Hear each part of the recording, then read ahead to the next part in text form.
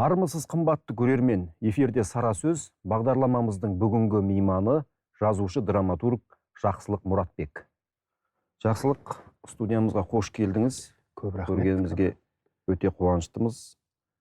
Енді алғашқы сұрақ бұл жалпы қаламгерлерге қарата қойылатын өзім үшін де қызық сауал.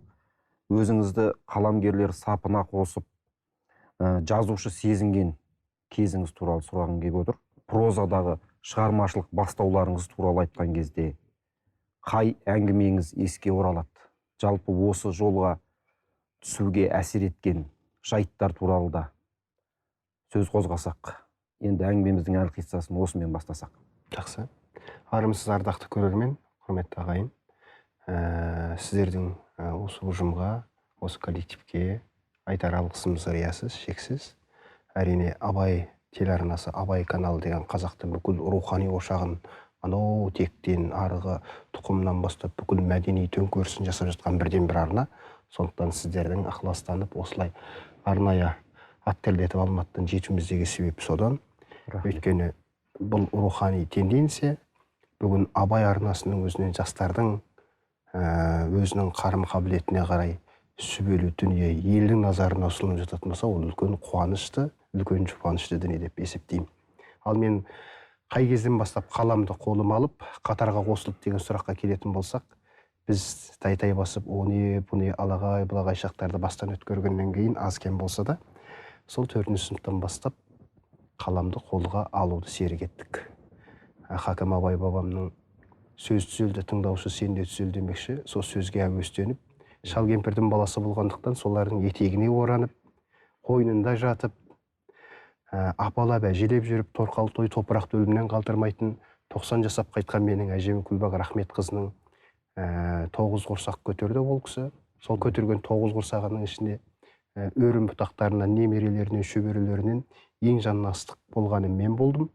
Сол секілді жата жастана жастыққа бас қойған кезде ең бірінші айтатын ертегі қисса дастандар, халық ауыз әдебиеті, бүкіл біздің рухани нәрді өзіне дейінгі естіген мұралардан барлығын бойыма сіңіріп өсті.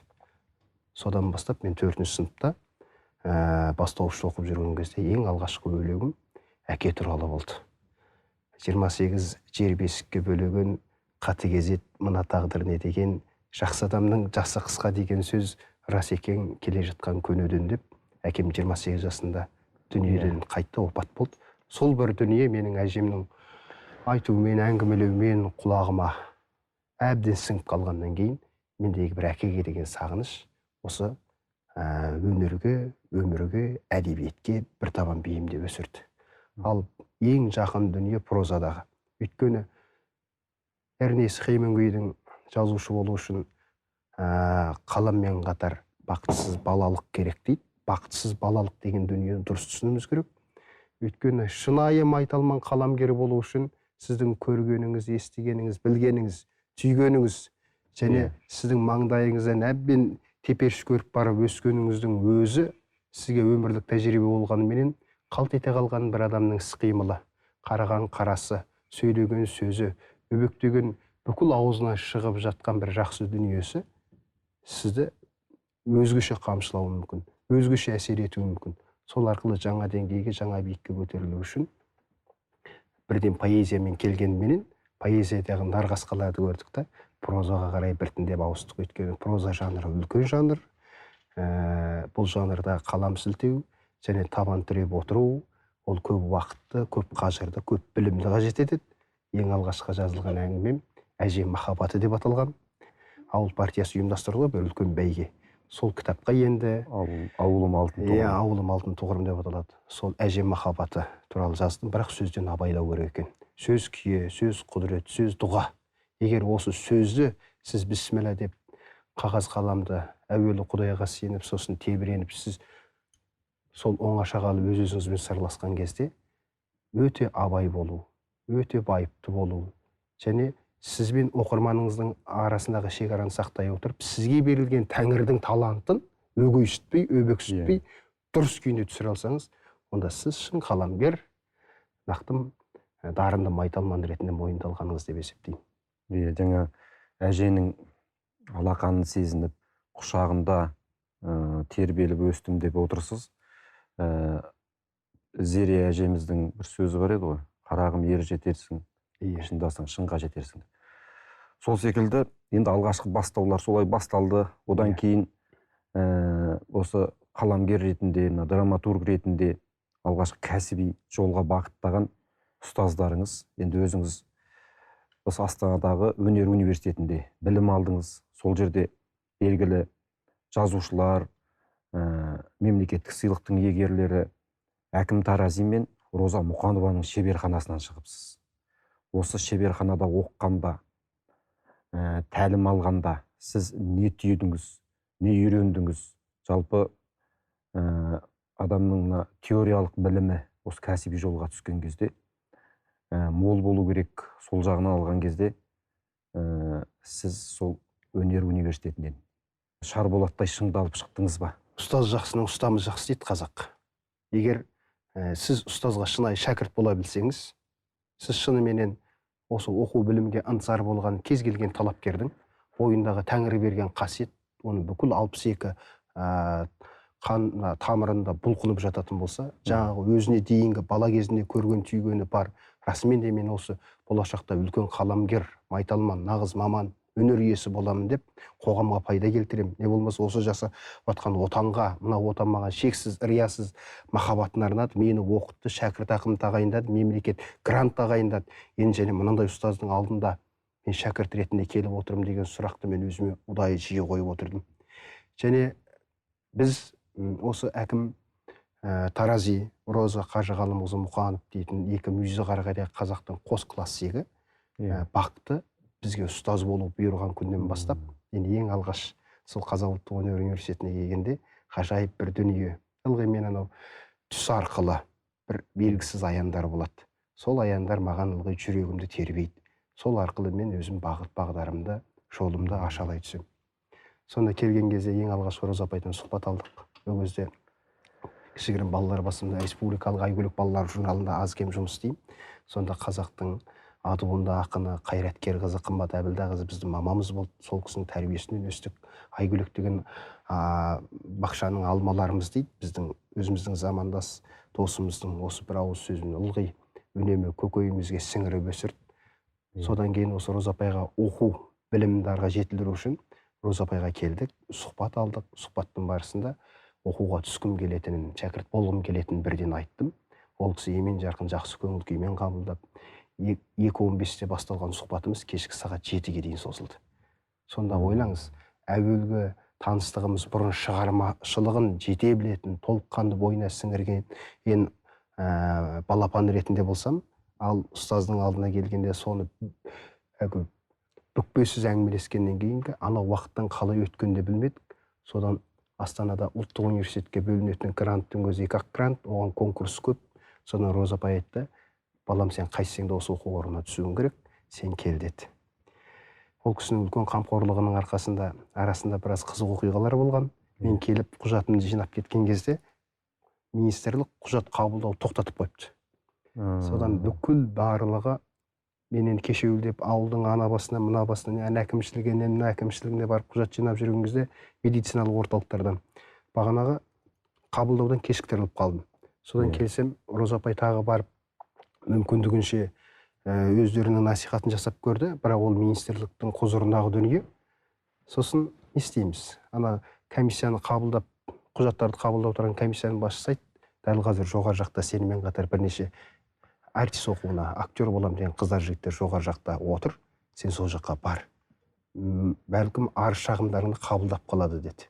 Жарайды деп жоғары жақта отырдық. Сол таңғы 10-нан басталғаннан кешкі 6-ға дейін кезек күттік, жауап күттік. Кешкі 6:15-те жауап келді. Қайтадан құзырлы орган рұқсат етті, құжат қабылдансын деп. Сонда Құдай тағаланың менің пейілімен етіме салды, сабырымды сынады. Құдай беріп, ұлттық университетке оқуға түстік. 4 жылдың ішінде біздің Роза апайменен жай ұстаз, шәкірт ретінде қарым-қатынасымыз емес. Біз аналы баладай өмір кештік. Сырласа білдік. Ішкі мұң-мұқтажымызды айта білдік.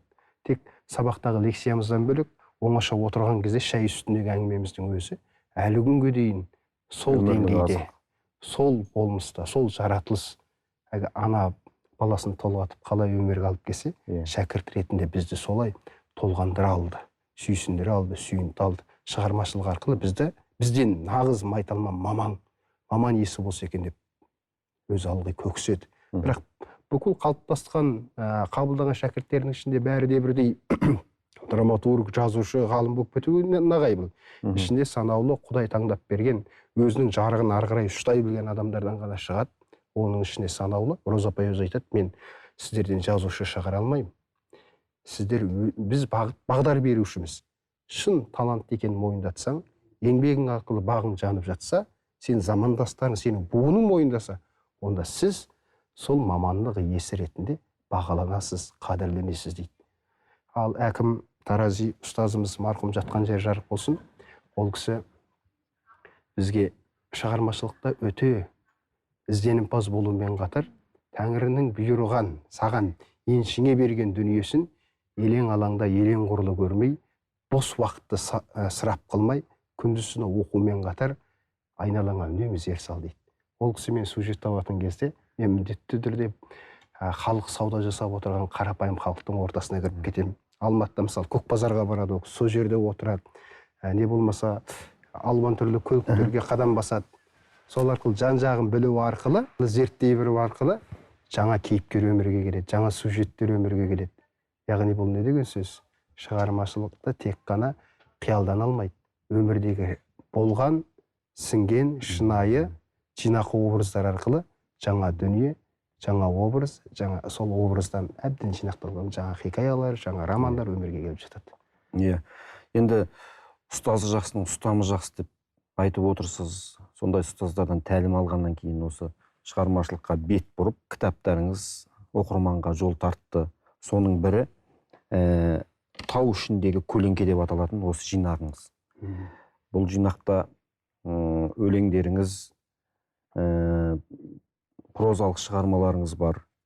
Ұйқысыз түн, ғажайып сиқыр, сұлулық секілді, түнгі қала және де мына драмалық шығармаларыңызда осы кітапта кеңінен қамтылған екен. Жалпы қаламгер ретінде мына шикізат дейміз ғой, шикізатты қалай таңдайсыз, қалай жинайсыз, және осы шығарманың идеясы, оны пісіру, дайындау, оқырманға ұсыну жолындағы бір шығармашылық үдерістеріңіз туралы айтып берсеңіз. Бұл әрі бақыт, әрі азап. Бақыт дейтінім, сіз толғағы келген дүниені әбден сіңіріп, елеп, толық өзіңіз пісіп жетілген кезде қағазға отырсаңыз, қағаз қаламын, онда ол Тәңірден берілген дүние, ол арқылы іркіліссіз жүреді. Кейде бір сюжеттер болады, саған ұнамайды, ұнаңқырамайды, бірақ десе де ұзаққа созылады, басы жазылып, аяғы жазылмай қалады. Ал кейбір оқиғалар болады, ол сенің жаныңа, сенің жүрегіңе жылы тию керек. Сол арқылы сен сіңірген дүние, сен қабылдаған оқиға, сен қабылдаған кейіпкер, соны тұтастай бір жақсы дүниені мына ошақтың үш бүтіндей идея, тақырып, кейіпкер, осы үшеуі жинақталып бір дүниеге тиянақтала алса, онда жақсы сюжет шығады, жақсы оқиға шығады. Сіз не кейіпкерің болып, не сюжетің болмаса, не тақырыбың болып, не кейіпкерің болмаса, онда ойың шашыраңқы, өзің бытыраңқы жүресің. Мен ең алғашқы осы кітабымыз жарық көрген кезде, әрине бұның ішіне тау ішіндегі көлеңке деп қоюымыздағы мақсат та басқа еді. Не үшін тау ішіндегі көлеңке деп қойдым?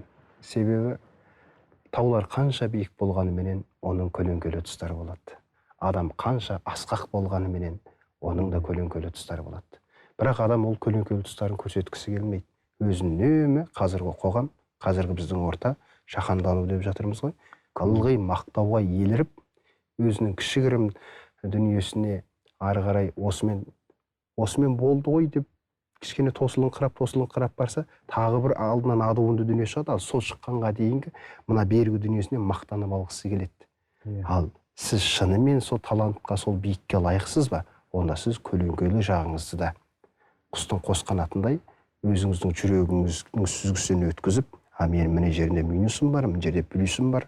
Яғни мен осы плюсым арқылы елге, жұртқа өзім дарым арқылы пайдам тигізем дейтін болсаңыз, онда сіз шын талант ретінде мойындалдыңыз. Ал менің бұл кітапты жазған кезде бала кезімдегі көрген дүниелер, біздің ауылдағы ақсақалдардың айтулы әңгімелері, соның барлығын көркем шығармаға айналдырдым.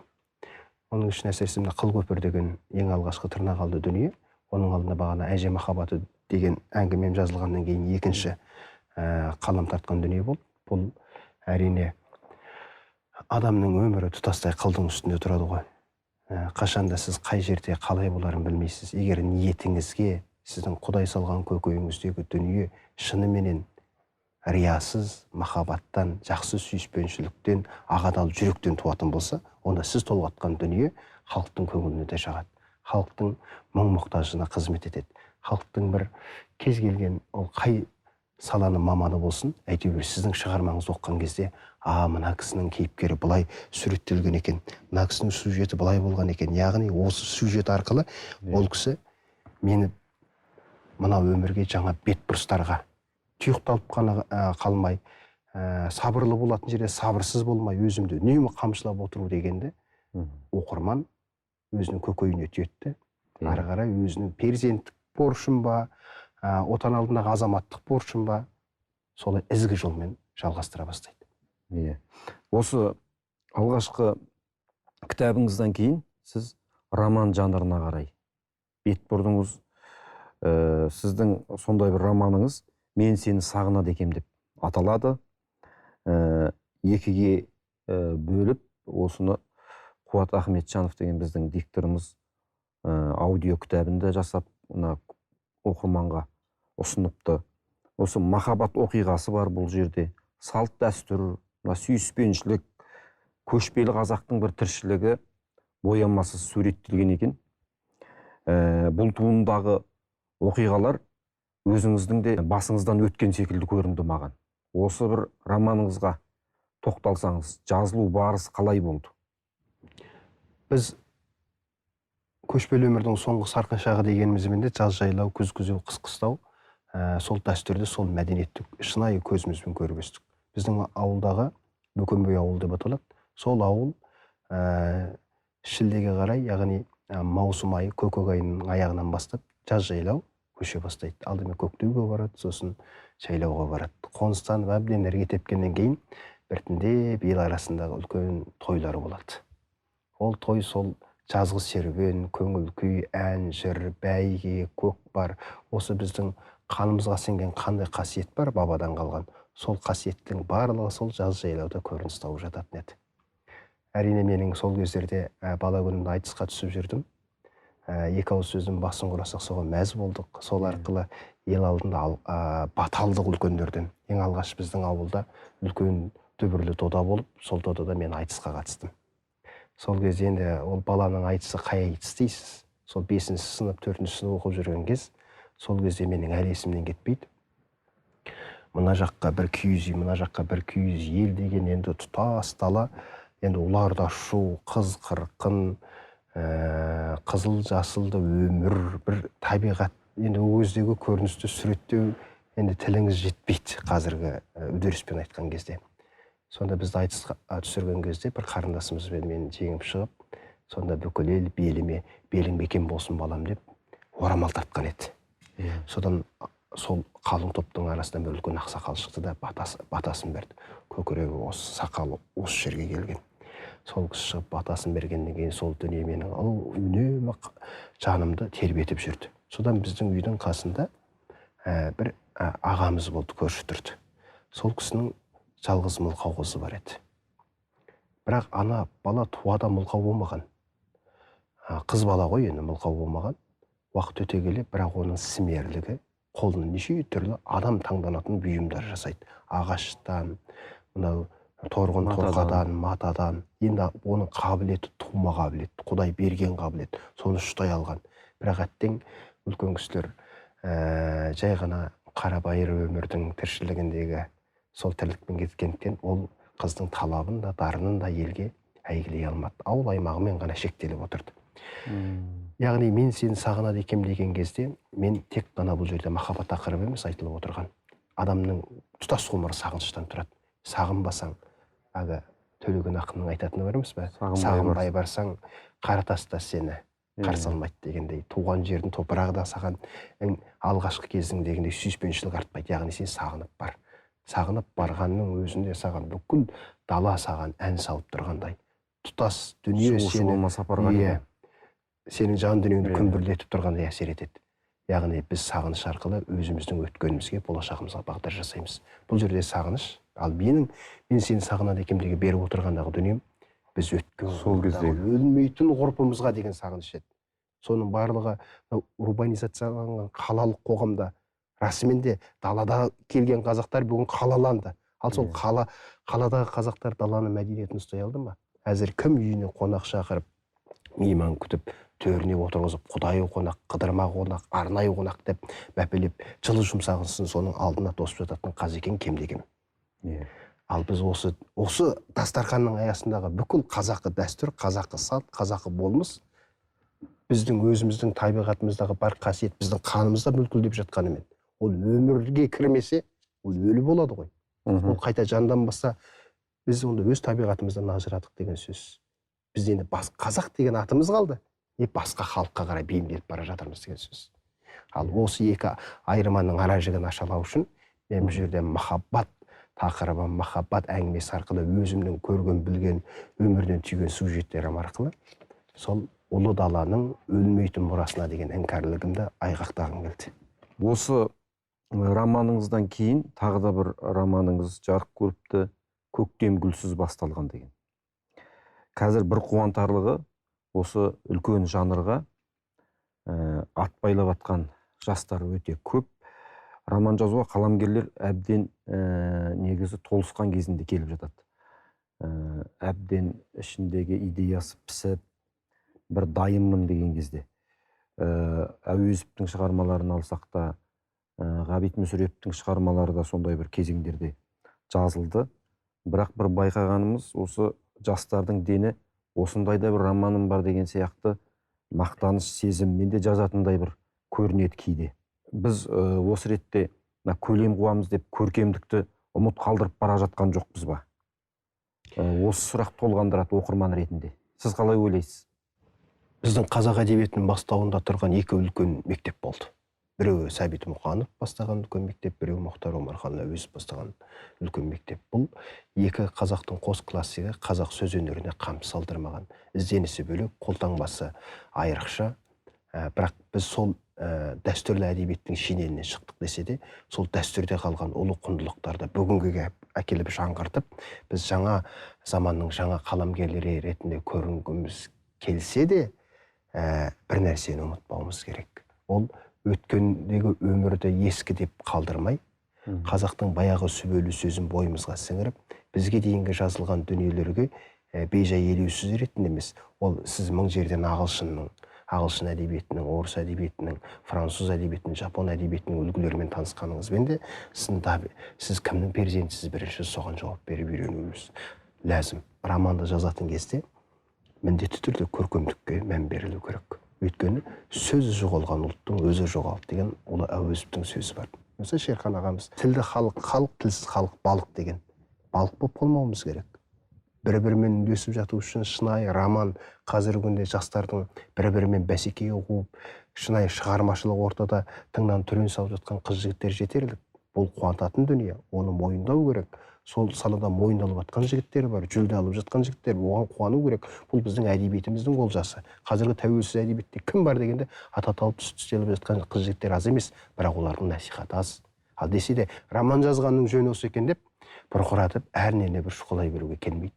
Және оны қу құлқынның қамы үшін өзің құдай осылай жаза берсем болады екен деп өзге сферадағы ізденістерге бармай, мен жаңа леп әкелем, не болмаса мен қазақтың бір мықты қаламгерім деп өз-өзіңе мақтаныш сезімменен мен осы жолда тыңнан түрен салам деп тағы соны атайланып қазығын табады деп соған қайта-қайта келе беретін болсаңыз, онда сіздің шығармаңыз жай солғын дүние болады, нәрсіз дүние болады. Ал нәрлі дүниеге бару үшін сырттан қандай дүние келеді? Ахмет, ол біздің ұлы ұстазымыз Ахмет Байтұрсынның айтқандай өзіміздің ұлттың шапанын кигізе білсек, сол арқылы жаңашылдықты жасай білсек, бүгінгі кейіпкерлерді таба білсек, бүгінгі қоғамдағы халық іздеп жүрген, оқырман іздеп жүрген не болмаса бүгінгі қоғамның сұранысына жауап берілетін шынайы шығармаларды онда ұсына онда ол үлкен жетістік. Иә. Сонда шынайы шығармаңыздың бірі деп сіздің Қытайдан жеткен сәлемдеме деген драмалық шығармаңызды атап айтуға болады. Бұл енді өзіңіз 3-ші курс оқып жүрген кезде Мұхтар Әуезов атындағы Әкем театрда қойылыпты. Бұл деген енді жас қаламгер үшін үлкен жетістік, үлкен жеңіс деуге болады. Бұл білуімізше Рахымжан Отарбаевтың бір әңгімесінен, сол әңгімені оқығандағы бір әсерден туған секілді. Бір жағынан өзіңізде Шығыс Түркістаннан арғы беттен келген азаматтардың бірісіз.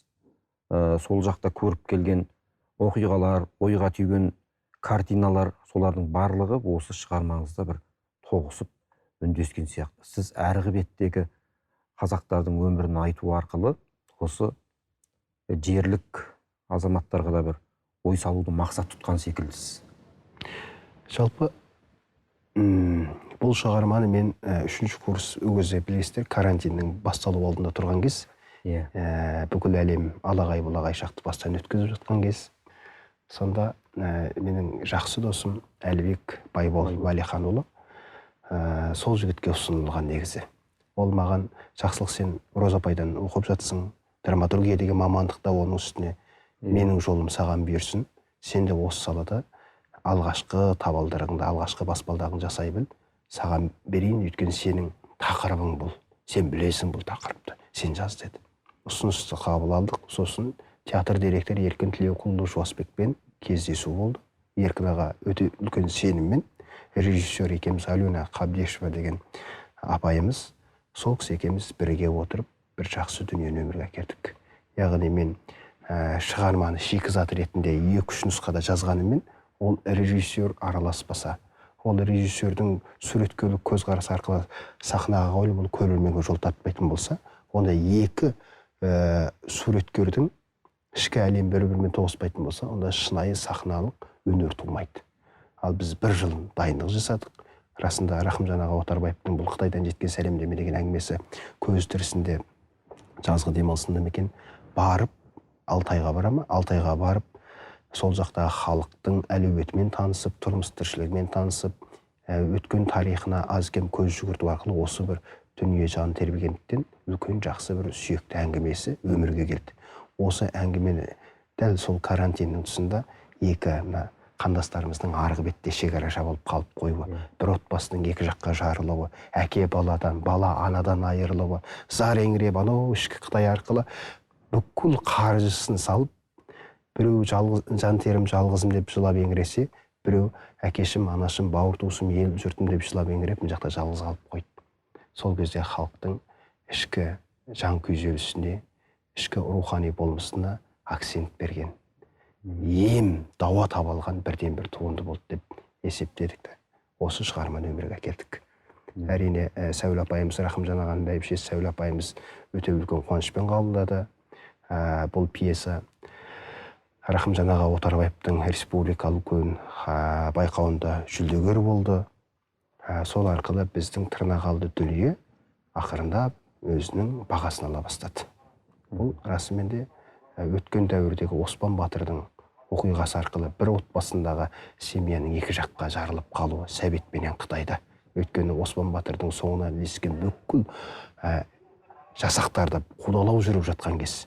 Сол кезде тайлы тұяғымен қайсек болады деп 2 оттың ортасында қалған отбасының әрине келіні қалып қояды Шығыс Түркістанда, ал өздері бала шағасымен былай өтіп кетеді. Сол кездегі шекара түбіндегі жаңа Өмірбай деген кейіпкеріміздің айтатыны.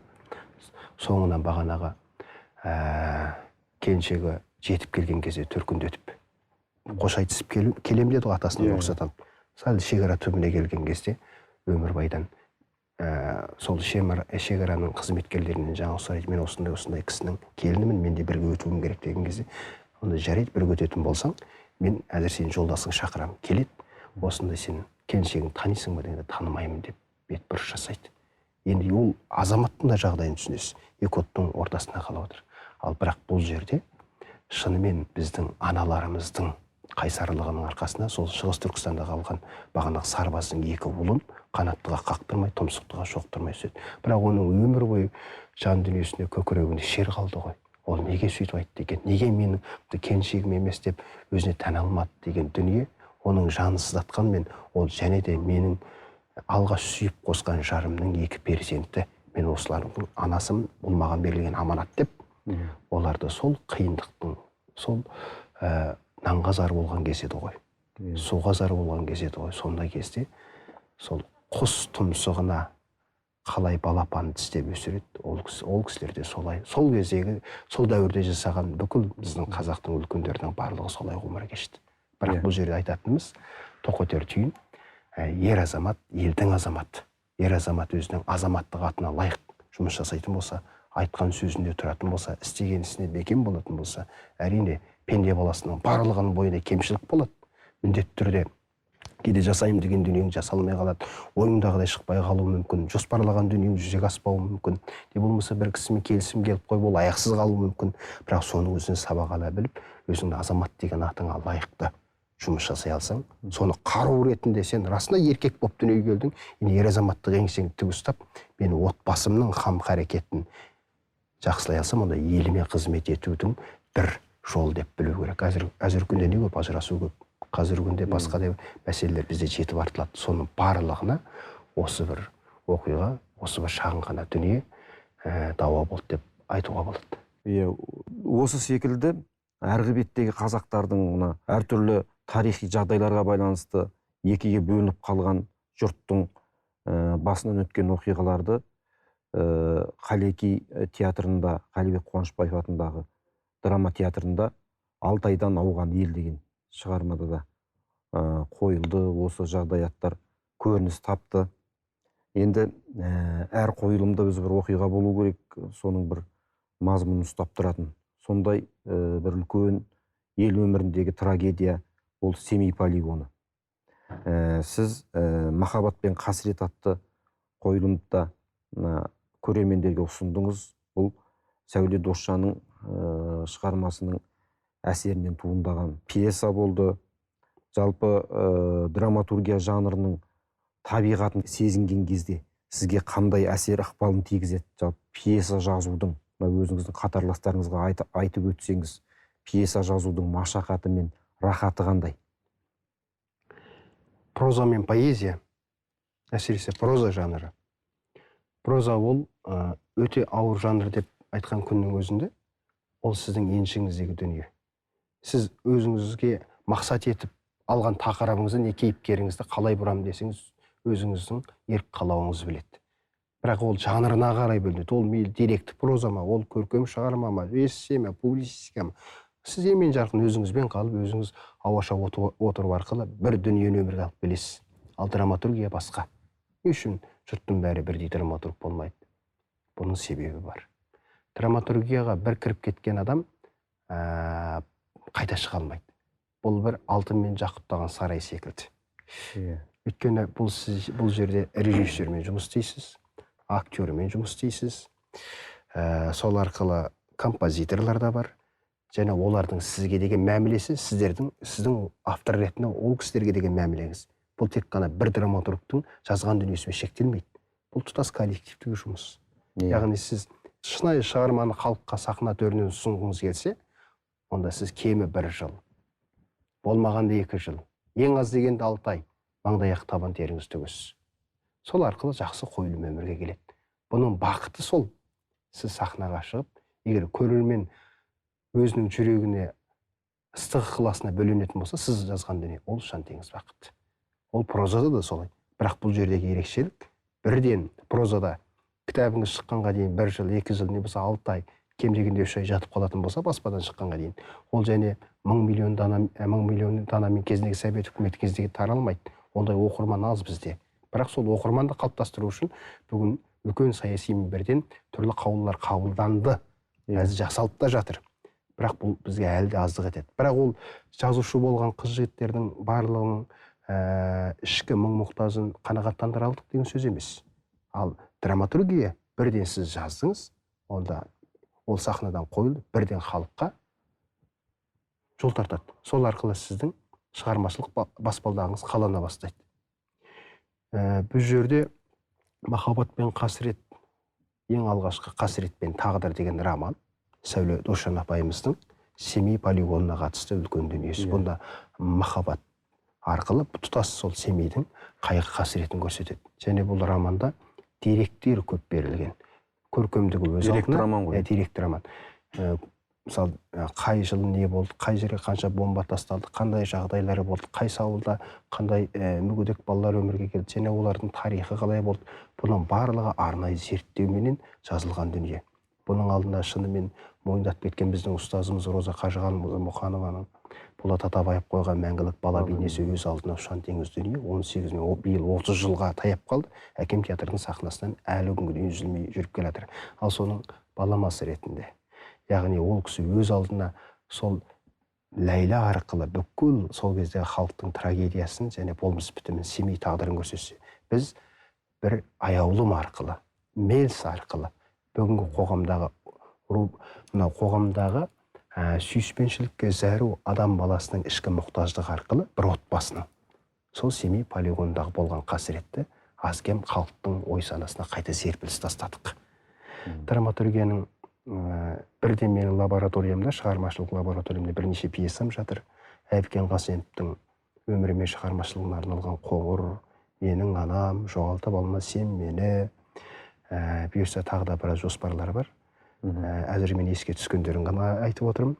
Десе де, кез келген автордың ол біреудің жекелеп алған еншісі емес. Келген прозаик, кез келген прозаик. Егер өзін қамшылай білетін болса, мен драматургияда өзім сынап көргім келеді дейтін болса, онда тереңдеп кірісу керек.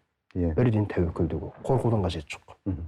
Сіз енді осы салада жүрсіз, бел ортасында Мұхтар Әуезов атындағы драма театрының әдебиет бөлімінде қызмет еттіңіз. Театр қайраткерлер одағының мүшесісіз. Және де осы бағытта бірнеше мақалаларда жаздыңыз. Жалпы осы ретте бір көкейге сауал туындайды. Бүгінгі жас драматург ретінде театрлардың отандық қазіргі хал ахуалы, олардың артықшылықтары мен кемшіліктері қандай? Осыған бір тоқталып өтсеңіз. Артықшылығы мен кемшілігі туралы, театрдағы жағдайлар туралы бізден үлкен ағаларымызды айтып жүр. Ал біз енді аз-кем соның шет жағасына жүргеннен кейін сөз қозғай кетуге болады. Театр репертуарын біріншіден байыту керек. Қалай байыту? Ол бізде отандық драматургия жоқ емес, бізде жетіп артылады. Мына бір ғана қырғызды алып айтыңыз. Қырғыздың тұтас репертуарлары Шыңғыс Айтмановтың не болса өзі алдыңғы аға толқын жасап кеткен бүкіл шығармаларынан инсценировка жасайды, сахналық қойылым. Сол арқылы небір таңдап алған, сұрыпталған дүниелерді өзінің халқының рухани жемісі ретінде беріп отыр. Және ол шынымен бай көркем сахналық қойылым болып келе жатыр. Ана жер ананды қойды. Ол Шыңғыс Айтмановтың ара жер анасы, Жәмиласы, одан басқа да дүниелері, Қыз орамалшы, Шынарым секілді, іргелі мысалы теңіз жағалай жүгірген Тарғыл төбет секілді. Бұл дүниелер қойылды, бізде де қойылып жатыр. Бірақ біздің отандық драматургия ары қарай серпіліс алып, жаңа деңгейге көтерілу үшін әуелі үлкен көзқарас керек. Ол көзқараста жасалып жатыр. Бірақ десе де бізде драматургия жоқ деп айтудың қажеті жоқ. Бізде көл-көсір дүние бар. Бізде бай көркем әдебиет бар. Соны алыңыз, сонымен жұмыс істеңіз, және оған жазып отырған драматургтың де, жазушының да еңбек ақысы орынды өтілсе, оның да бала шағасы бар, оның да өмірі бар, жеке өмірі бар. Оның барлығы қамқорлықпен қаралса, онда біз тұтас өнер тудыра алатын халыққа айналар едік. Біздің халық шынымен өнерге бай халық, мұрасы бай халық. Сол бай мұраны мынау сахнаның төрінен өзінде бар дүниені Мұқағали ағамыздың айтпақшы, атамыздың шекпен жауып өзіне қайтарам қазақтың қара өлеңіндегіндей, солай істесе, ол нұр үстіне нұр болар еді. Бізде көркем әдебиетте жасалуға тиісті біраз дүниелер жатыр. Дидахмет Әшімханұлының повестері мен шығармаларын айтыңыз, Тәкен Әлімқұловты айтыңыз. Яғни бір прозалар, проза ретінде оқылғанға жақсы, бірақ сахнаға лайықталмауы мүмкін. Ал бір проза тап-таза драматургия болып лайықталуына қалады. Мен ұстазым Роза апам айтқандай, Мұқанованың айтқандай, ол кісі айтады, алдындағы лекциясында да біздің Астанада үлкен әдеби үдеріс пайда болып жатыр, жаңа беталыс пайда болып жатыр, өткен үлкендердің лекциясы Төлен ағадан бастап оқылып келеді. Ол YouTube форматына лайықталып, бүкіл оқырмандарға, тыңдармандарға жол тартты. Мен сонда лекциясын қарап отырсам, біздің ұлы классик Қалихан Ысқақовтың айтқан сөзі бар дейді. Кез келген жазылған дүние сахнаға, не киноға сұранып тұрмаса, онда ол дүниенің табиғаты солғын дейді. Ол пікірмен де кейде келісуге болады. Кейде келіспеуге де болатын шығар. Расымен кейде әдем ретінде бір өзіңнің рухани ләззатың үшін оқитын шығармалары болады, сағынып оқитын, көркем проза түрінде. Ал шынымен де кейде Әуезовтің Қараш-қараш секілді, Көксерегі секілді, Қаралы сұлу секілді дүниелер кино экранизацияға да, театр сахнасында сұранып жататын бізде бай мұра бар. Енді бір дүние. Жақында ғана Амангелді Мұқан ағамыз бастаған белгілі театр сыншысы отандық драматургтердің шығармаларын ары қарай өрістету үшін жазушылар одағымен бірлескен бір жобаны дайындап жатыр. Бұл жоба бізде өзіміздің драматургтердің чаты бар, яғни үнемі байланыс, ортақ байланыс орнатқан. Сол байланысты ары қарай тереңдету үшін министрлік арқылы одақпен байланыс жасап, яғни 14 облыста бізде қаншама театр бар? 85-ге жуық па? 56 ма? Сол санақтағы театрларға біздің отандық авторлардың шығармаларын ұсына білу. Және олар сол театрдағы режиссерлермен жұмыс жасап, өзінің шығармашылық оборот-өресін арттыруға үлкен қызмет атқарылып жатыр қазір. Сонымен жұмыс жасалынып жатыр. Және театр сынына ол қай жағынан ақсап тұр? Біздің жас толқын актер толық бітіммен кейде сахнаға дайындықсыз шығады.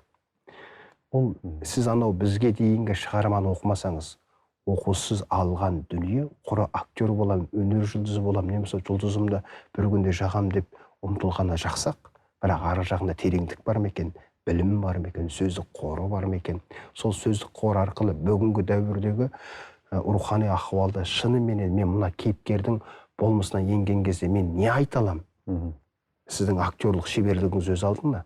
Бірақ сіз тұтастай сол көркем әдебиеттегі айтылған дүниені бойыңызға сіңіріп, осы пьесаның төңірегіндегі шынайы оқиғаны жан жүрегіңізден өткізе салсаңыз, онда сіз мойындаттыңыз.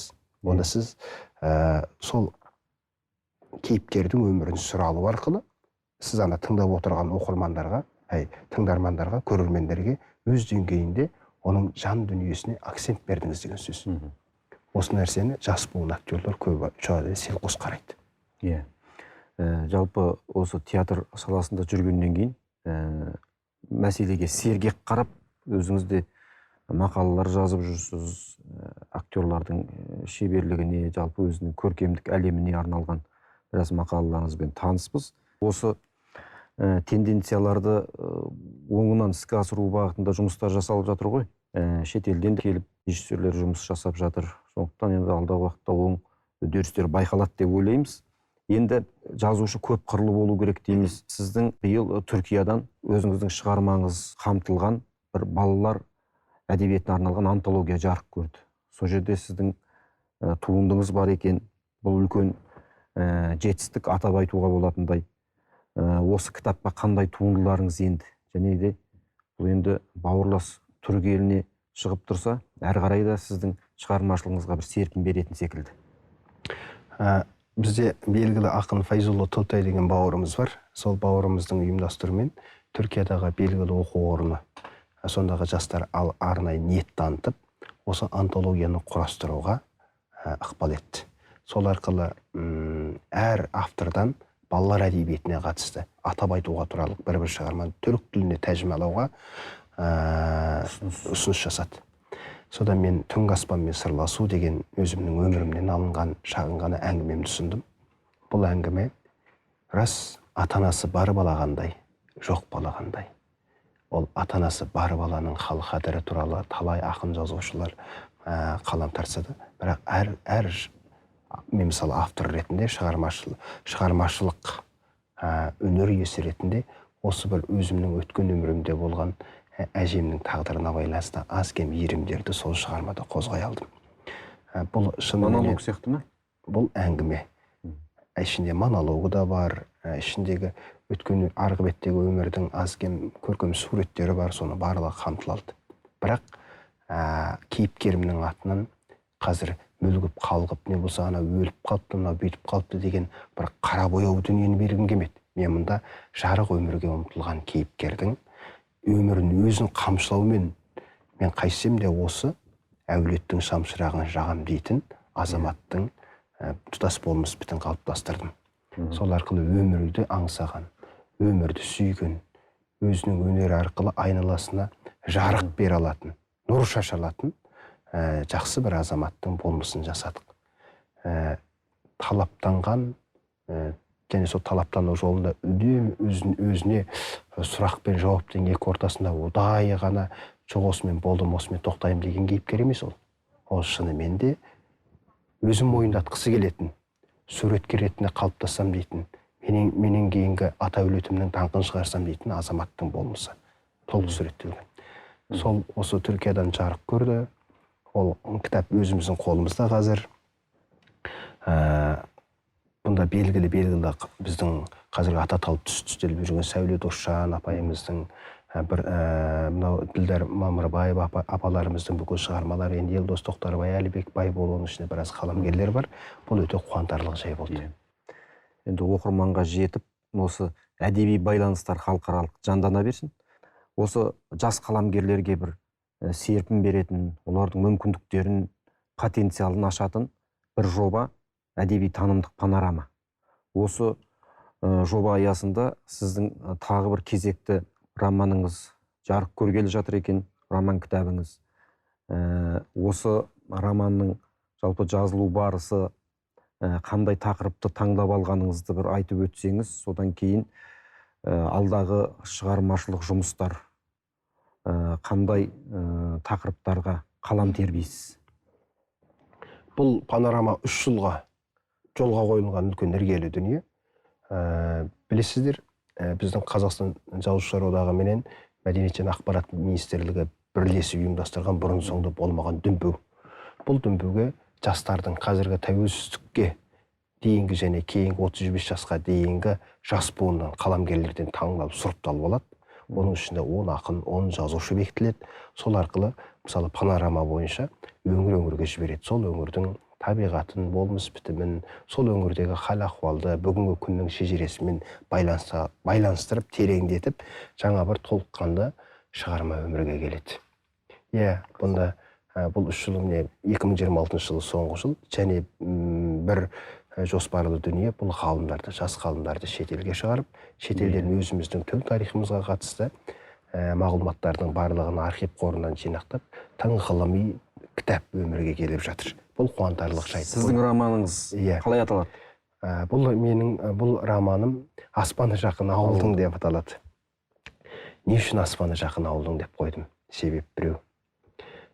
Біздің ауыл қазір қай күйде? Біз ауылға қаншалықты көңіл бөліп жатырмыз?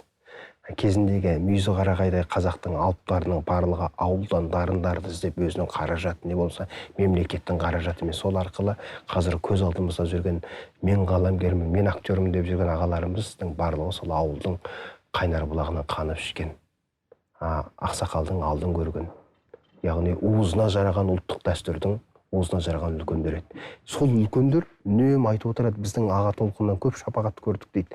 Ал олардың кейінгі буынға шапағат етіп жатқаны санаулық, іліп аларлық. Ал соларды барлығы ауылдан шықты.